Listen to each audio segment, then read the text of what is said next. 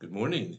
This is John from the Springs Mennonite Church, and I'm happy here today to be sitting here and sharing with you a thought from the 34th Psalm.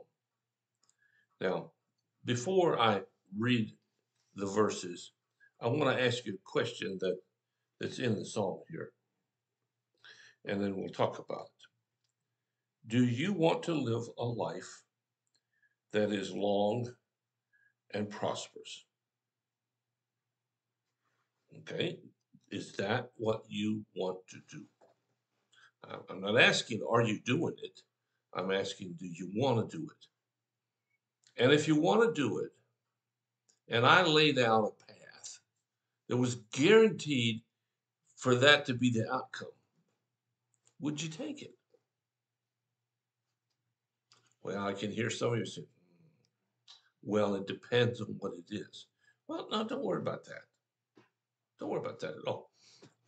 If this pathway guarantees what it says here, a long life of prosperity, would you take it? What would you pay for it? What would you give up for it? Some of you who are listening that are really, really ready to give up on life, hey, I've got a lifeline for you. Would you really want that for your future? Well, let's see what the Psalm says. Psalm 34, verse 11. Come, my children, and listen to me, for I will teach you to fear and love the Lord. Does anyone want to live a life that is long and prosperous? Then keep your tongue from speaking evil and your lips from telling lies. Turn away from evil and do good. Search for peace and work to maintain it. The eyes of the Lord watch over those who do rightly. His ears are open to their cries for help. This psalmist gives us some directions for a life that's long and is prosperous. Now, first point, don't assume prosperous means lots of money and lots of things. It might. And in our culture, it's almost the definition of prosperity. It's the standard by which we must work towards. And I know a lot of people who have a lot of money and things, and they don't think they're prosperous. And you're saying, oh, well, I'd trade places with them any day. Well, did you know that the overwhelming majority of the people who win the mega bucks on the lottery within a few years are as poor as they were before they won it? I remember reading about one fella in West Virginia who won one of the first mega millions. And 5 years later, he said, I wish I had never won the money because it changed them into something they didn't want to be. Things, pursuit of money, pursuit of fame, change us into something that maybe we never wanted to be before. And it says here, so if you want to be prosperous, then listen and find out how to live a life of fear and love of the Lord. Now, the word fear is an old word, and it doesn't mean to shiver and be like that. It simply means to be in awe of, in great respect of. I'm not quite sure why we translated fear, but we do. And there are a lot of preachers who are gung ho to make you afraid. There are a lot of politicians who are gung ho to make you afraid, not to help you out, but so you help them out. See, that's selfishness. That's not truthfulness. That's not prosperity. So it says here, let me tell you how to love and have great respect for God. And when you do that, there's a couple of specific things here to do.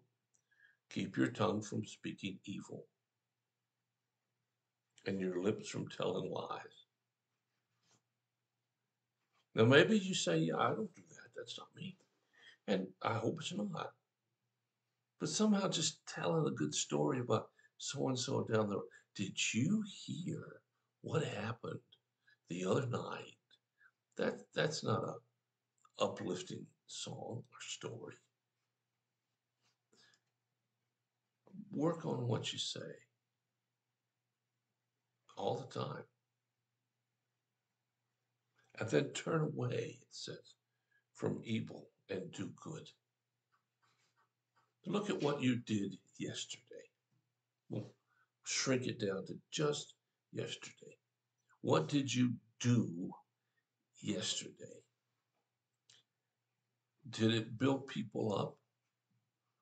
Was it for good and kindness? Or was it for something else? Did it build your bank account? So you thought, okay, I got this much more money, now I can give some more. Is that how you thought of it? Or did you think differently? Well, if you thought differently, you're not alone. A lot of people think that. But it's to turn away and turn to good. Let your life reflect good so that people around you will say, man, you ought to look at him or you ought to look at her. They really live a good life. And it says here, a long one. Now, I grant you, whatever we do, our lives on this earth are not going to live forever. But some live less than others. I'm shocked at how many people pass away 10, 15, 20 years after I've reached this age. They haven't been here a long time. Turn away, and it says, search for peace and work to maintain it. Peace within yourself, peace within your family, peace within your neighborhood, peace within every social place that you go. I don't know about you, but I've found living a life of peace is so much more enjoyable than living one of conflict. If you haven't found that, well, then look at this Psalm 34, verses starting with verse 11 and going to 15. And read it and read it and read it until it becomes a part of who you are. I guarantee you, it'll work. It'll change everything for the better. And after all, isn't that what we really are searching for? Well, you think about it. I'll be back tomorrow with another thought. But for today, I'll end with saying, if you have a need or a concern, let us know. We will do whatever we can as fast as we can to help meet your need. Thanks so much for listening. I'll be back tomorrow with another idea. God bless you. Take care.